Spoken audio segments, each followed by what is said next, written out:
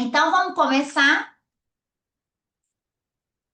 Só para a gente começar, o áudio tá bom, imagem, tá tudo tranquilo, tá travando. Só me dê um para me saber. Ok, então vamos embora. Pessoal, o que que acontece? A pergunta que não quer calar, né? Responda aí para mim no chat. Você já passou por uma situação em que o paciente sofria por falta de preparo técnico da equipe? Eu não sei vocês, eu já passei várias vezes e passo ainda, né? Não é uma novidade. A gente, infelizmente, convive com essa situação meio que diariamente, né? Mas não era para ser assim. E aí, pessoal, para quem não me conhece, deixa eu ver o que que é isso.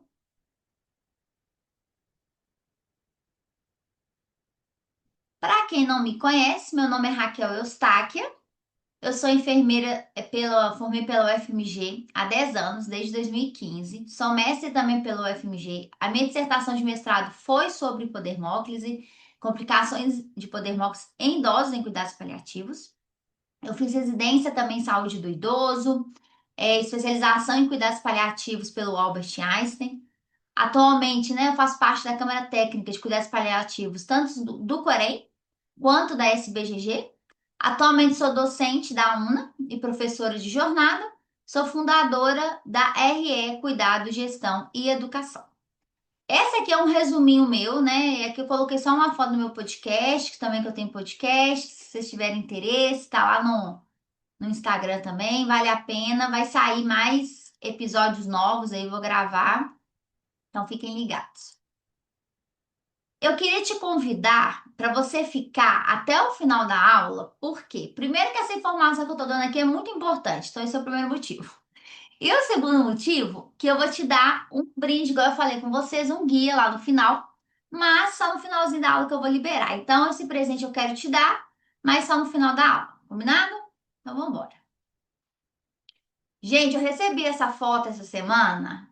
E é o puro suco do colágeno. Aqui estou eu. Lógico que eu tenho que ser na frente, porque senão eu não apareço, né? Miniatura. Então, essa foto aqui é no dia 1º de 2016, que foi quando eu entrei para a residência. Foi o primeiro dia da residência, a aula inaugural. E só contando rapidinho aqui, foi essa aula inaugural, foi um caos, porque no caminho, né, eu estava com uma pessoa começou a ter crise convulsiva no ônibus, aí eu tô assim, meu Deus do céu, hoje eu não posso atrasar, hoje é o dia que não pode atrasar, mas a gente não tem jeito, né? A gente não dá conta. Então, por que que eu coloquei essa foto? Porque eu recebi ela essa semana, é uma foto que eu não tinha.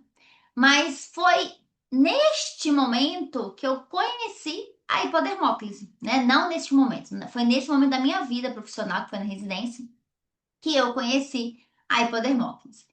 E aí, gente, o que que acontece? Na residência, eu fui questionado, né? Muitas pessoas já conhecem essa história, mas só para quem não conhece, eu fui questionada se eu sabia fazer hipodermólise. Num determinado momento, na enfermaria foi quando, só contando rapidinho, eu entrei na residência, então o primeiro campo que a gente atuava era no genifaria, que era um ambulatório, que eu também não sabia nada do idoso, e aí o segundo era cuidados paliativos, então tipo assim, eram as áreas que eu iria mesmo, né? E nesse dia, uma das coisas que me perguntaram logo de cara foi: você sabe funcionar hipodermólise? E óbvio que eu não sabia. Óbvio que eu falei assim, então, eu não sei, mas eu posso aprender.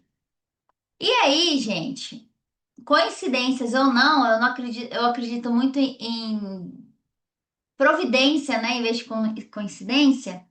Essa semana me fizeram essa mesma pergunta. E aí eu até postei a foto essa semana dessa gente, essa tipo, cristaleira que tinha na casa da pessoa. E eu sou apaixonada com essas coisas de louça e tudo.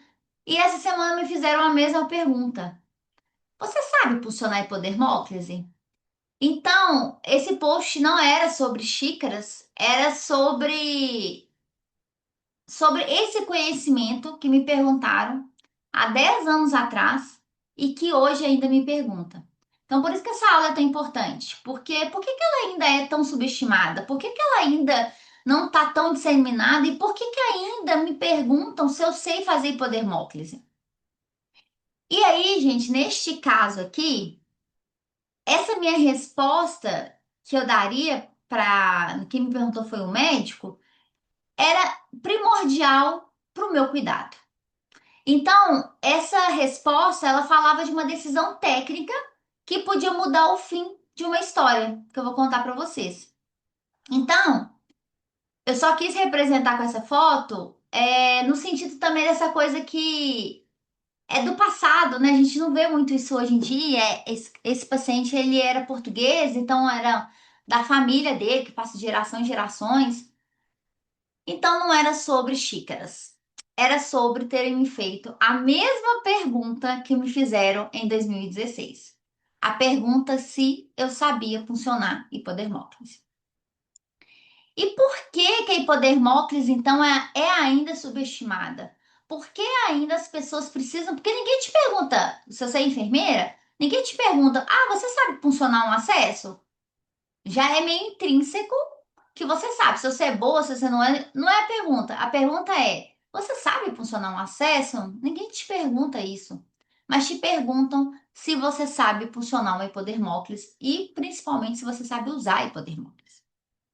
Então, a pergunta de hoje que eu quero tentar responder aqui com vocês, eu tenho algumas hipóteses, mas eu queria saber por que que a hipodermólise é subestimada nos dias de hoje na nossa prática clínica? Aí, gente, eu tenho algumas hipóteses e a gente vai discutir. Essas hipóteses elas vieram de todo esse tempo que eu atuo. É, como empreendedora, dentro de um dos meus pilares de atuação é o atendimento, então eu uso Hipodermópolis diariamente, eu ensino, pesquiso sobre a temática. E aí eu levantei algumas hipóteses. E essa semana passada também eu dei aula na pós-graduação do Einstein e a gente discutiu isso também. Então, assim, veio tudo a calhar, né? Tudo para essa semana. Eu acredito. Então, aqui tem uma fotinha minha no meu puro suco do colágeno também, de 2000 e. Essa aqui, gente, foi no quinto período, então foi 2012. Então tem mais tempo ainda. Que foi meu primeiro acesso. E o primeiro acesso, vocês estão ligados que a gente nunca esquece, né? Então, uma qualidade de milhões, mas uma das coisas que eu acredito, porque aconteceu comigo, é a falta de formação técnica nas graduações e também nos cursos técnicos também. Como professora, que eu já fui, tanto do técnico quanto da graduação, a gente ainda não. Eu ensino isso, graças a Deus, hoje a gente tem, né? Pelo menos na UNA a gente ensina, e eu acredito que nas outras faculdades ensinam também. Recentemente eu fui dar aula no UFMG, eu também ensinei. Então, acho que as coisas estão mudando, né? As coisas, graças a Deus. Mas a gente tem uma grande parcela, então, quando você olha para mim aí de 10 anos de formatura que eu tenho, essas pessoas ainda não tiveram esse contato. E aí eu acredito nessa falta de formação técnica nas graduações. Outra coisa também que as pessoas acabam acreditando que as técnicas que são mais antigas, que todo mundo usa, que todo mundo já sabe, elas são mais eficazes.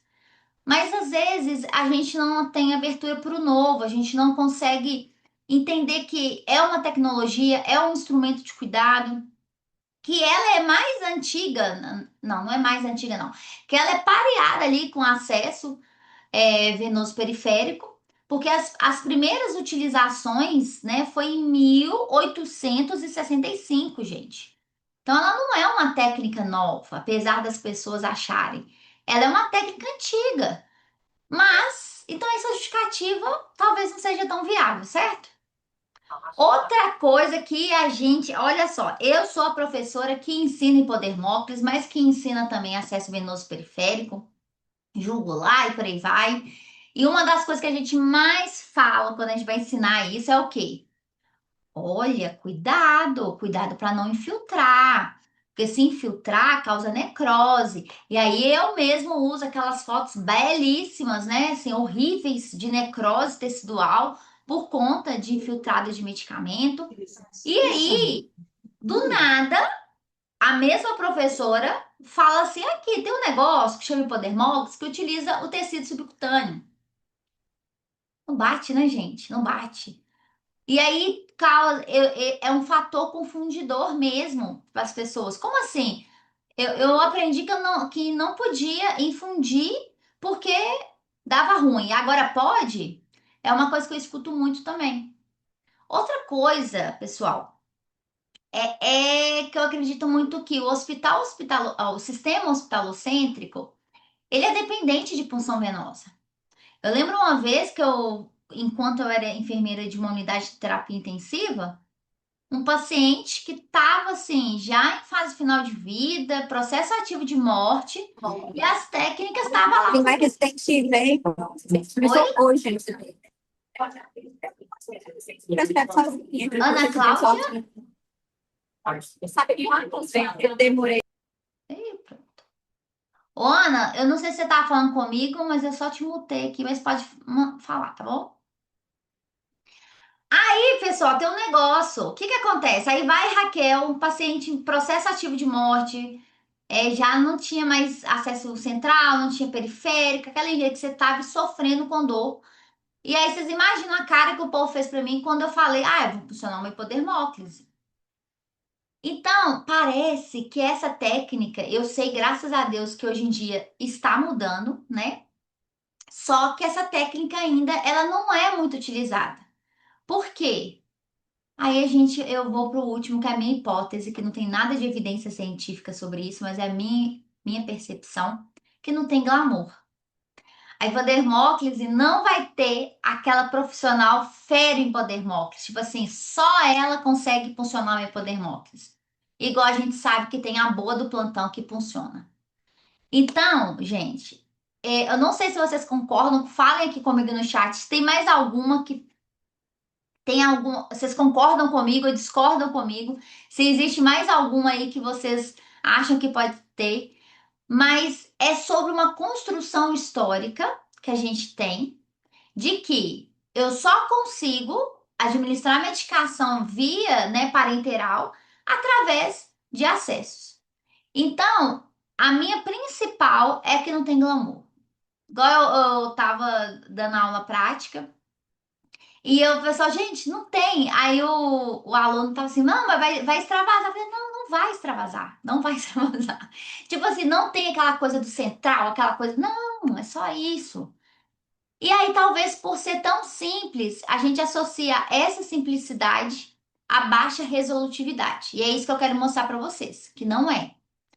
Então, vocês concordam comigo? Vocês acham que é isso mesmo? Escreve aqui para mim no chat. Tem mais alguma que vocês atribuem do motivo da hipodermose ser tão subestimada também? Escrevam aqui para mim que eu vou gostar de ler. E aí, pessoal, por que que ainda ignoram? Mesmo devido a tudo isso aqui. É uma técnica segura. E aí a gente tem, como eu disse para vocês, é uma técnica que é utilizada desde 1865, só que com o passar do tempo, as pessoas acharam tão bom a hipodermólise, começaram a fazer tudo na hipodermólise. Então, existe esse histórico de que ela não era boa, que ela não funcionava, mas não por conta da técnica, mas sim pela má utilização dela. Então, ela é sim uma técnica segura. Existem várias e várias literaturas sobre isso. Inclusive, na minha dissertação de mestrado, a gente avaliou as complicações e nenhuma complicação sistêmica, somente complicações locais. Então, ela é uma técnica segura. É super fácil de aplicar, ela não tem segredo, a técnica ela é extremamente importante. Mas ela não tem não depende tanto da habilidade técnica do profissional, igual um acesso venoso periférico precisa. Tanto que quando a gente vai ensinar acesso venoso periférico, às vezes a gente precisa de mais de uma aula. Podermópolis, não, metade da aula eu já liberei os meninos. Então, assim, é super fácil, né? É super fácil a aplicação. O negócio da hipodermóclise não é a técnica, é o raciocínio clínico que a gente utiliza para essa técnica. Então, eu escuto muita gente falar assim: ah, não. poder móvel é tranquilo. Eu falei, ok, realmente é. Mas e o raciocínio clínico envolvido por cima disso, né? Então é isso que a gente tem que sempre ressaltar, que a técnica é sim simples, só que exige todo esse raciocínio em cima dela. Não sei se você sabe, mas existe uma variedade. O último guia da SBGG trouxe mais de 46 medicamentos e soluções que podem ser feitas por hipodermólise. O custo, gente, é muito menor, porque é um acesso que fica mais tempo, você precisa de poucos materiais, o risco de complicações é menor, então, consequentemente, o custo fica consideravelmente aí muito menor. E outra coisa também que eu. Opa, peraí.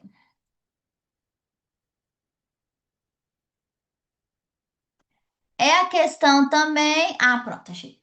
É a questão que, gente, experimentem ser puncionados N vezes, várias e várias vezes, de forma contínua. A gente sabe o quanto que isso é doloroso, o quanto que isso é angustiante. E a gente tem a possibilidade de oferecer um procedimento que é pouco indolor. Não vou mentir para vocês assim, ah, não dói nada. Tem gente que acha que não dói, tem gente que acha que dói. Eu já fiz a experiência em mim, já infundi em vários sítios, várias infusões. Dói no início, mas depois se acostuma. E uma das coisas que os pacientes falam demais é que nossa, eu até esqueci que eu tava com isso. Não tem tanta questão de mobilidade igual o acesso periférico tem. Então, assim, é extremamente confortável para o paciente, né? Extremamente confortável. Então, assim, são essas vantagens todas. E aí a pergunta, por que que ainda é tão ignorada Cristo, Senhor Jesus? E aí, pessoal, se te perguntarem sobre eficácia, a qualidade de vida ao utilizar hipodermóclise, eficiência, tudo. Vocês peguem esse artigo aqui maravilhoso. Eu escolhi um artigo para a gente falar aqui hoje, porque ele é uma revisão sistemática de revisões sistemáticas, onde foram introduzidos mais de 27 artigos com uma robustez interessante para falar justamente que a hipodermólise ela é simples, segura, eficaz e aceita pelos pacientes.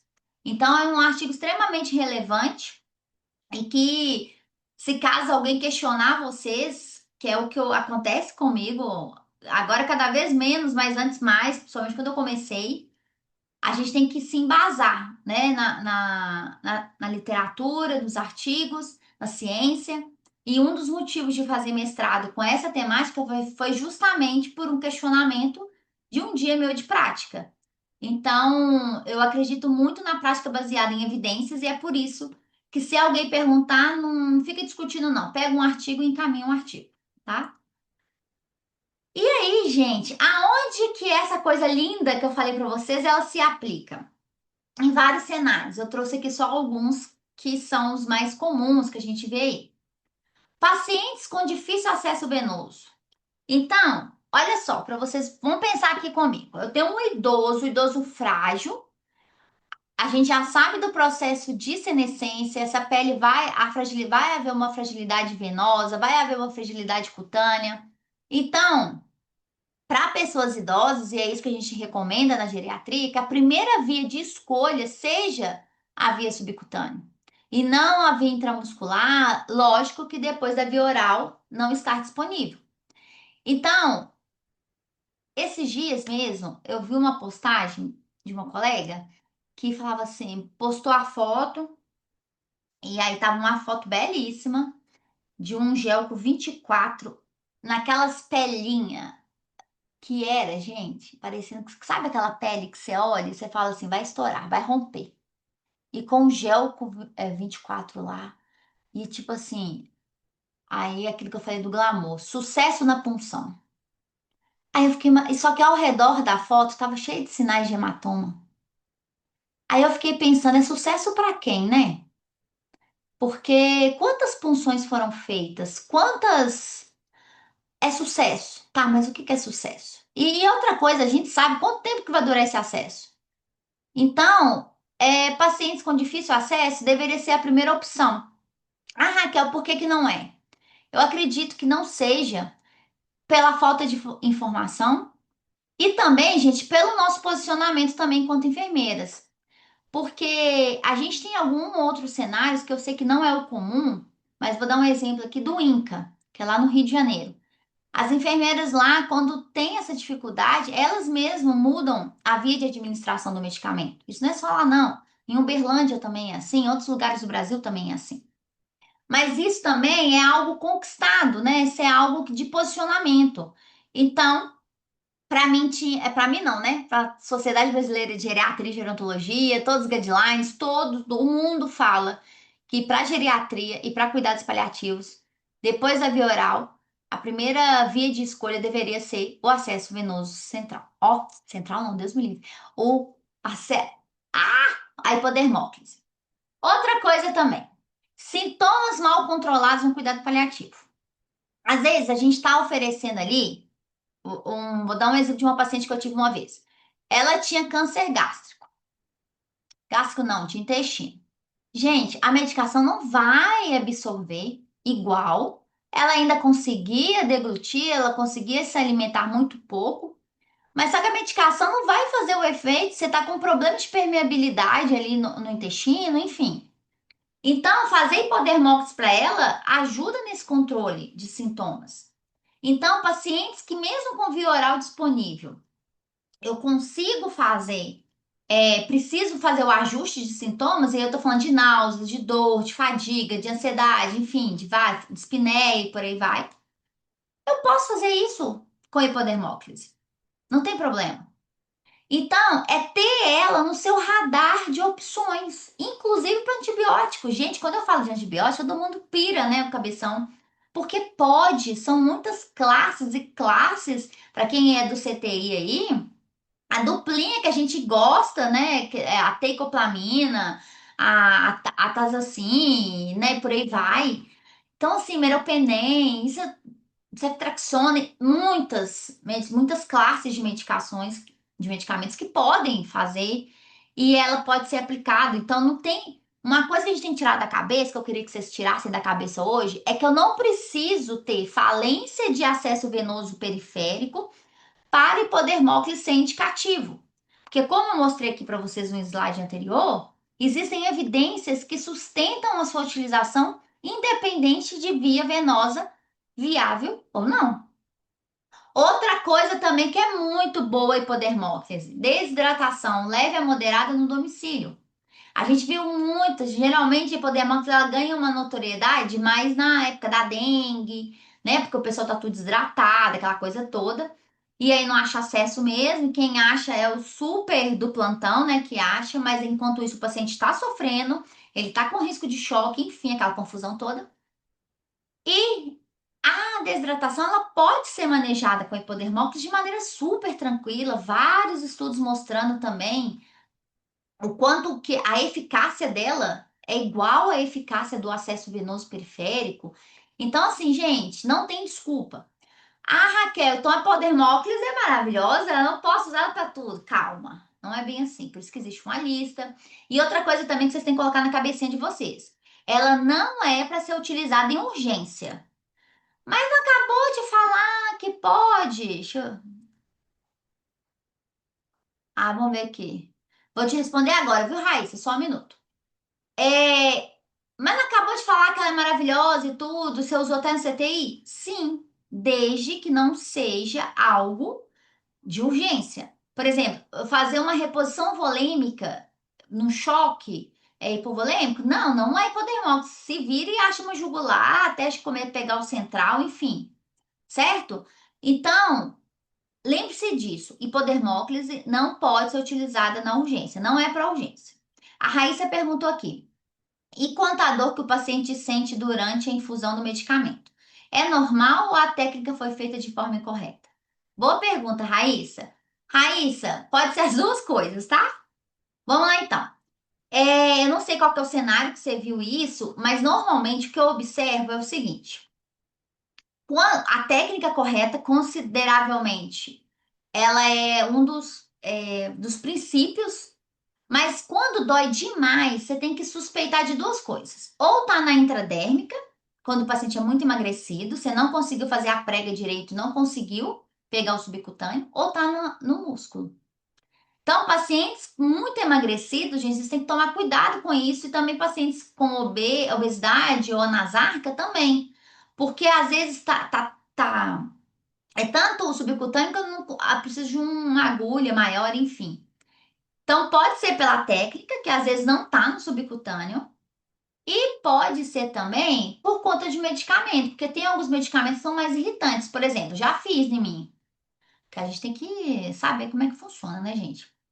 É dipirona. Dipirona é um medicamento que arde já, né, na veia. No subcutâneo vai arder também, mas depois passa. A minha experiência mostra que os pacientes, depois de mais ou menos ali 20 minutos de infusão, eles já melhoram. Vou dar um exemplo que aconteceu com a minha mãe. Minha mãe que dentro de casa bonitinha, com dengue, e aí desidratada, aquela coisa toda, não conseguia acesso nela, fui lá e fiz hipodermóclise. E eu falei pra ela desde o início, mãe, deixa eu fazer hipodermose, mas você sabe, né, gente, mãe? Não escuta. E aí fiz, ela dormiu, depois eu fiz o acesso para andar mais rápido que ela queria ir embora. Então, assim, eu acredito que sejam essas duas opções. A técnica tem que estar certinha, o medicamento, e explicar para o paciente que aquilo vai melhorar. E sempre fazer também bem lentinho, né, as medicações, porque igual eu brinco que a hipodermose ela é sensível. Então, você tem que fazer ela bem lentinha. Te respondi, Raíssa? E aí, depois você me manda aqui, viu, Raíssa, se eu te respondi. Quando que a hipodermóclise muda tudo? A bonita da hipodermóclise, ok. Qualquer dúvida, a gente pode mandando aqui no chat se vocês não quiserem falar, tá bom? Quando que a hipodermóclise muda tudo? Aí eu vou trazer um caso aqui para vocês para a gente estudar juntos. Vamos lá. Minha avó está morando aqui em casa com a gente, ela tem 92 anos e é acamada. Ela está desde sábado mais prostrada, sem querer alimentar direito, mas está alimentando, porém não está ingerindo líquido suficiente para manter a hidratação e está começando a desidratar. Eu quero evitar de levá-la para a UPA, porque lá ela sofre demais, coitadinha. Volta com o braço todo machucado, e se ela fica um dia sem comer, eles já colocam uma sonda de alimentação nela, e ela arranca e tem que colocar de novo, é uma luta. Ela alimenta bem em casa, mas às vezes ela fica desidratada, e eu levo para a UPA. Lá ela fica no soro até se recuperar e volta para casa. Mas tem esse sofrimento todo que eu te falei. Eu queria ver com você se você faz a soroterapia em casa para dar uma hidratada nela e qual valor você cobra esse tipo de atendimento. Gente, presta atenção. Essa é uma neta, que era a neta cuidadora dessa paciente. O tanto que o sofrimento dessa neta era de levar para a UPA, porque lá ela sabia que ela ia sofrer. Quando eu li essa mensagem, eu pensei assim: meu Senhor Jesus. A gente é instrumento de cuidado, né? A gente é instrumento de dignidade humana. Eu sei que vai ter procedimento que o paciente sofre mesmo e não tem como, mas esse tem, sabe? Esse tem jeito. E aí, gente, essa paciente é essa aqui, ó. Olha só. Onde vocês vão achar veia aqui, né? Não tinha, não tem. Extremamente tubor diminuído, fragilidade venosa. Vocês viram aqui, ó, 92 anos. Existe uma fragilidade cutânea. Aí eu chego lá para funcionar e o medo da. E é aquele processo, né? Deixa eu contar para vocês que é cenas dos outros capítulos. É aquele processo. Idoso com demência chega e já quer colocar a sonda, que é a confusão toda, sendo que tem outras possibilidades. E a gente sabe que a sonda é tema de outra aula, enfim. E aí, gente, essa pele frágil, essa idosa que só precisa de uma hidratação. E aí, o médico da família, essa era uma paciente que não tinha convênio, né? E aí, o médico da família, eles tinham ligado lá para o médico no posto de saúde. Geralmente, esses pacientes, né? Eu já fui enfermeira da família, a gente sempre conhece, a gente sempre tem um contato mais próximo. E aí, a colega da unidade básica falou que não sabia, não tinha como ir lá fazer soro nela. mas que o médico prescreveria para ela a hidratação. E se ela achasse alguém, aí ela foi e me achou. E aí ela já chegou lá, tá assim, ai, você vai funcionar, meu Deus, que não sei o quê, como é que vai ser? Eu falei, não, deixa eu te contar, tem uma coisa boa pra te mostrar. Não vou funcionar no braço, vou funcionar na barriga. Porque ela era muito emagrecida e era onde que tinha mais subcutâneo. Aí, gente, foi aquela coisa assim, na barriga? Como assim na barriga? Meu Deus, o que que é isso? E aí eu fui explicando, enfim, por isso tá vendo que não é só a técnica. É sobre, vai, então vou nesse caso aqui, essa idosa estava desidratada, mas ela estava estável hemodinamicamente. Então, ok, ela ficar dentro de casa. Não era uma hidratação, uma desidratação grave, era uma hidratação, estava moderada a desidratação dela. Então, eu não precisava correr volume rápido. Ela estava com todos os sinais vitais, estava um pouquinho taquicárdica, mas PA, frequência respiratória, temperatura, tudo maravilhosamente bem. Ou ela estava desidratada por conta da demência. Como assim por conta da demência? Porque chega num ponto da demência que as pessoas elas não vão beber água. Para, né? E, e aí, então esse é o primeiro ponto, as doenças de base dela. Então é esse raciocínio clínico que vocês têm que usar, porque também, a Raquel falou que é maravilhoso, mas não tem que avaliar o paciente. Não, né? A gente tem que fazer a nossa consulta de enfermagem com todos aqueles preceitos que a gente já conhece do processo de enfermagem. Então, a gente faz a consulta, anamnese, exame físico, a gente vai implementar os diagnósticos, que nesse caso foi volume de líquidos deficiente, e vai implementar a intervenção. Raquel, se não, você não tivesse essa opção de fazer essa prescrição dentro de casa, aí uma coisa que eu ia fazer antes de chegar na casa do paciente, eu falo assim: você tem algum médico que já avaliou, já prescreveu a soroterapia? Que aí, depois da conversa, foi isso que eu perguntei para ela. E aí, se não tiver, gente, a gente tem que ter uma rede também de contatinhos, né? De pessoas que às vezes podem fazer uma videochamada, que aí o paciente, aí tudo também depende das condições do paciente, né? Isso eu tô falando cenário de domicílio. Nesse caso, o médico, né, lá da atenção básica, já tinha avaliado, era uma visita, e ele só falou que a enfermeira falou que não podia ir lá fazer. Então, eu faço todo o meu processo. Então, qual que é a minha intervenção, visto que eu tenho uma prescrição de hidratação? Aí, gente, vai depender muito dos protocolos institucionais. Tem locais que fazem a hidratação a partir do julgamento clínico do enfermeiro, né? Então, assim, boa, Giovana, vou te responder. Só um minuto. Então, assim, tudo depende de protocolos, tá bom?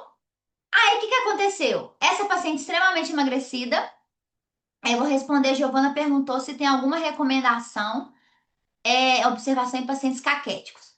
Giovana, um dos motivos de eu fazer o mestrado foi da minha revolta que eu tive um dia. As pessoas revoltadas normalmente choram. Eu, além de chorar, eu fiz o mestrado. Doida, né, gente? Mas enfim. Foi porque eu era um paciente extremamente caquético, numa unidade de internação. E eu fui lá, toda bonitinha, puncionar hipodermóclise. E a colega virou pra mim e falou assim: Não, mas você não pode fazer hipodermóclise. Eu falei: Como assim? Não pode? Não pode, porque pacientes com caquexia estão contraindicados.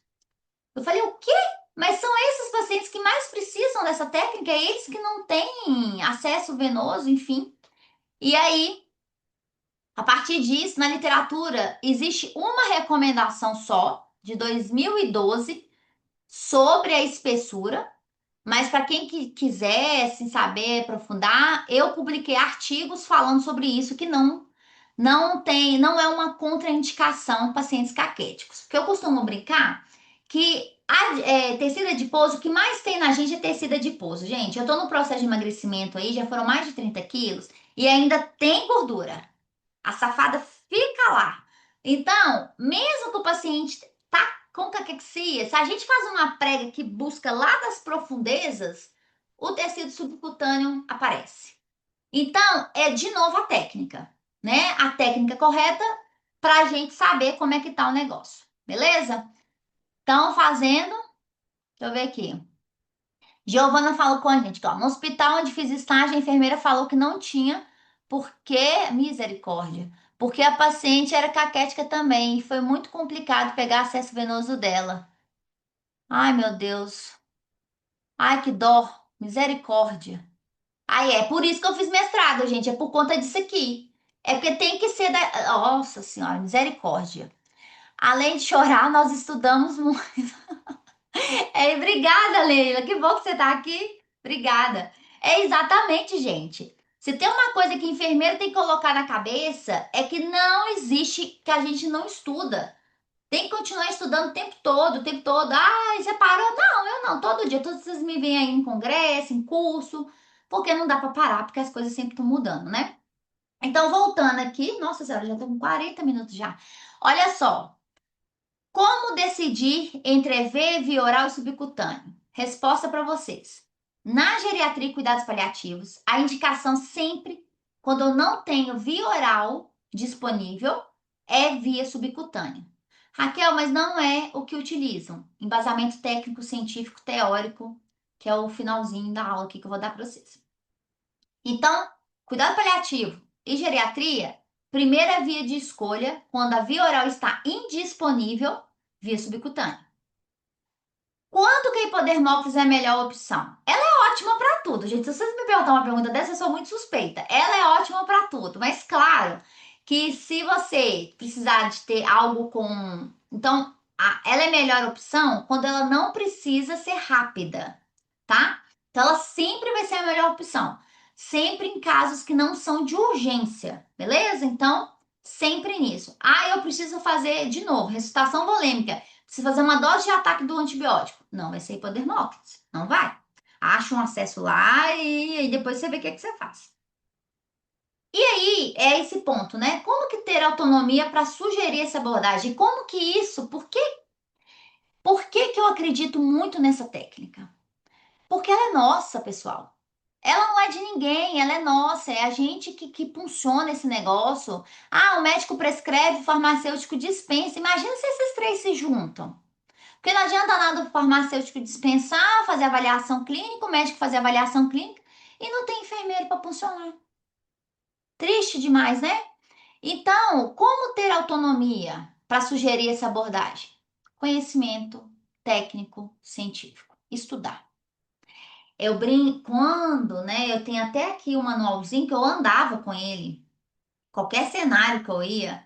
E se tinha algum colega médico que não entendia o que eu estava falando, quantas catequeses eu já fiz, gente? Várias, várias, várias. Então, quando conta dados não há argumentos, né? Então, a gente tendo ali um embasamento é uma escolha do profissional não fazer, porque ele tem um conhecimento. E lógico que você também tem que ter esse conhecimento para poder fazer. E para poder fazer o quê? Ó, esse negócio aí eu sei fazer. E aí, gente, lembra da nossa querida? Mandei mensagem para ela, aqui, ó. Vou mostrar aqui, ó. Era 13 horas, né? Que ela me mandou mensagem. Eu fui lá, era umas. Não, eu fui no outro dia de manhã. Foi isso mesmo. Fui no outro dia de manhã. Aí no mesmo dia à noite eu mandei mensagem para saber como é que ela tá. Tava, olha só. Normal, tomou café da manhã muito bem, almoçou muito bem, dei melancia de tarde, comeu biscoito papa-ovo com suco de uva. Agora à noite vou dar ovo cozido com requeijão que ela ama. Nós estamos falando da mesma pessoa, tá? É essa aqui que não queria alimentar direito, que estava prostrada. E aí ela me mandou um vídeo falando assim: o que que você quer? Ela, pão, que não sei o que. E ela não tava falando nada. É aí que Hipodermóclise muda tudo. É sobre isso aqui, ó. E é sobre ter um profissional que faz. Que não adianta nada, como eu disse, ter o farmacêutico que dispensa, ter o médico que prescreve e não ter um enfermeiro que sabe funcionar. E aí, gente, é sobre isso aqui, ó. A técnica não vale nada sem raciocínio clínico. É o irraciocínio clínico. Sem técnica também não serve. Não serve. Não adianta muita gente, né, quando eu vou oferecer o curso, fala assim: ah, não, tá aí. Esses dias mesmo, minha mãe foi oferecer para uma colega dela, falou: não, epidermal é fácil.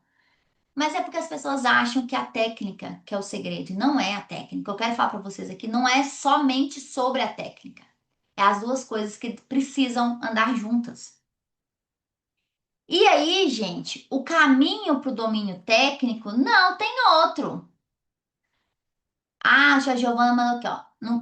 Total, Giovana, total, total, total. A Giovana perguntou se no caminho do empreendedorismo é um diferencial. Sem sombra de dúvida, porque não tem, gente, não tem. Teve muitas colegas que entenderam isso, fizeram curso comigo justamente porque estavam perdendo pacientes por conta de não saber a técnica de Podermox, não se nem é não saber, sabe como é que funciona, é não ter segurança. Então, com certeza, é uma mudança de chave, é uma virada de chave profissional. Porque, como eu disse, a gente não aplica muito isso na nossa prática, na graduação, enfim, em outros momentos. Então, qual que é o caminho para o seu domínio técnico? Não é só saber aplicar, é saber indicar, monitorar e ensinar. Então, é aquilo que eu falei, foi esse caso aqui. Tem indicação de poder MOX? Eu tenho que saber que tem. Por quê? Porque é eu que vou fazer o procedimento, é eu que vou evoluir. É a minha competência técnico-científica que está ali. Eu tenho que saber também monitorar, eu tenho que saber quais são as possíveis complicações, quais podem ser, que momento que elas podem acontecer, quais que são graves, quais que não são. E eu tenho que ter sempre, né? Enfermeira é por essência educador. Essa família ficou apavorada, porque na cabeça deles ela ia sofrer com as funções, mas ia ser em casa, certo? Então eu consegui falar, não, não é bem assim. Olha aqui, então a educação. Então não é só coisa para enfermeira professora, é para todos nós. A gente precisa fazer educação em saúde. Os enfermeiros, que é aquilo que eu falei com vocês, isso é fato, gente. Quando você sabe funcionar, é sempre você que é lembrado. Então acabam virando um referencial local ali. Então, Raquel, não, Raquel. Igual, por exemplo, os meus colegas que me indicam sempre é assim: olha, para não ter erro, vai na Raquel, porque ela estudou Hippodermolks, enfim, mas mesmo que eu não tivesse feito, ela usa Hippodermolks, né? Então, é extremamente importante, você acaba virando essa referência. E outra coisa, gente, fazer Hippodermolks em pacientes com indicações é realmente proporcionar um cuidado singular. Isso para mim é cuidado singular. Porque o cuidado singular para mim, que vocês me ouvem falar tanto, é fora. Não é o protocolo que é o mais importante, é a pessoa. Então, ai, Raquel, mas falam que é sobre isso, né? Falam que não pode. Tá, mas e a pessoa que tá aqui? Ela não é papel, ela é gente, ela tem vida, ela sofre, ela tem dor. Então, isso para mim é o caminho, né? O caminho para o domínio técnico, com certeza, é se estruturar para poder realmente ter um posicionamento. Então, dominar uma técnica, com certeza, é o início do seu posicionamento. E é dominar, gente, com segurança, para poder argumentar, para poder sugerir, para poder fazer, para poder monitorar, para poder ensinar. É sobre isso que eu tô falando com vocês aqui hoje. É sobre dominar a técnica, é sobre o início do seu posicionamento na enfermagem para sua virada de chave. E dominar a técnica, mais uma vez, eu vou falar de novo, não é só a punção, é o raciocínio clínico que envolve todo o procedimento. E aí, pessoal, lembra da pergunta que me fizeram? Você sabe fazer hipodermocles? Nesse dia, o médico me perguntou no telefone. E aí a mesma pergunta que eu escutei em 2016. Se eu não soubesse, essa família enfrentaria fila, transporte, desespero e talvez uma internação desnecessária. Essa aqui é outra paciente, não é aquela que eu mostrei para vocês não. Se eu falasse que não, eu não estaria cumprindo o meu dever de promover dignidade, de cuidar em todas as fases da vida, de ter esse conhecimento. E tá certo, se eu não soubesse, eu não tinha que fazer mesmo, não, porque a gente tem que ter habilidade técnica e científica para executar. Quando você não tem segurança, você não executa. Mas existe um dever ético de procurar aprofundamento. Você não pode repetir isso para sempre, que você não sabe e por isso que você não vai fazer, não. Você não sabe uma vez, duas vezes, não. Então, não saber não é um problema. Agora, continuar não sabendo, para mim, sempre é um grave problema. Então a Raquel de 2016, que eu mostrei pra vocês naquela foto, não sabia. Mas ela não soube uma vez, porque ela procurou aprimorar. E é esse que eu desejo para todo mundo. Não saibam uma vez. Depois se aprimore, tente, ajuste e daí dá certo. E aí, pessoal, a pergunta que eu fiz de novo, por que ainda ignora a maravilhosa da Hipodermocles? E aí eu perguntei para vocês, né, por quê? Perguntei no Instagram, perguntei no grupo. Olha aí o resultado da enquete. No Instagram, somente 26% responderam que fizeram várias vezes. 48% falaram que só viu na faculdade. 26% nunca viu, mas quer aprender. Perguntei para vocês lá também. Resultado: por que você acha que a hipodermólise ainda é pouco utilizada na prática clínica? A maioria marcou pela falta de conhecimento. E o que te impede hoje de usar a hipodermólise na sua prática? A maior parte também marcou conhecer as medicações e diluições. Então, todos essa, então eu pergunto a mesma pergunta que eu fiz de novo. Então, vocês estão me dizendo que não é porque vocês não querem, é porque tem segurança, é porque vocês aprenderam, mas não conseguem utilizar ainda por falta de segurança, porque precisa realmente, gente. A gente dá uma aula de Podermox dentro de outras vias de administração. É porque vocês querem ter mais conhecimento sobre diluições, sobre medicamentos. Tá certo. Não é culpa de vocês, não. Agora que eu falei com vocês, vai continuar nisso, aí já aí é sobre autorresponsabilidade. E aí, pessoal, para ajudar vocês, você já teve uma situação onde essa técnica mudaria tudo? Antes de eu dar o presente. Me contem aqui. Só me fala sim ou não. Já tiveram alguma situação que se você tivesse funcionado, mudaria tudo? Sim ou não? Me contem. Ih, acho que ninguém vai falar, hein? Então tá. Ó. Sim, muito bem, Alexandra. E aí, gente, o que que acontece? Esse que é o presente que eu quero dar para vocês. Se vocês têm dificuldade, é a falta de conhecimento, as medicações, não vai resolver todo o problema de vocês, esse presente que eu vou dar para vocês. Mas já vai ajudar. A gente, então aqui que eu vou dar para vocês, hoje é muito legal a vida, né? Esse aqui foi o documento, a primeira versão foi o documento que eu utilizei lá quando eu falei para vocês, lá na residência quando eu descobri a segunda edição, e eu tive a honra e a alegria de participar da terceira edição. Então, essa aqui é a equipe que fez todo a revisão. Então, tá super quentinho, super fresquinho, de 2025. A gente lançou lá no Congresso Brasileiro de Geriatria e Gerontologia. E aí eu quero te dar essa publicação. A publicação real oficial, com vídeos, ilustrativa, ela é paga. Mas foi disponibilizado uma versão com menos coisas, no sentido de recursos tecnológicos. Então, é essa que eu quero disponibilizar para vocês, tá bom? Mas lá tem todo o conhecimento que vocês precisam, tem as diluições, tem as medicações. Então, esse tem que ser o primeiro.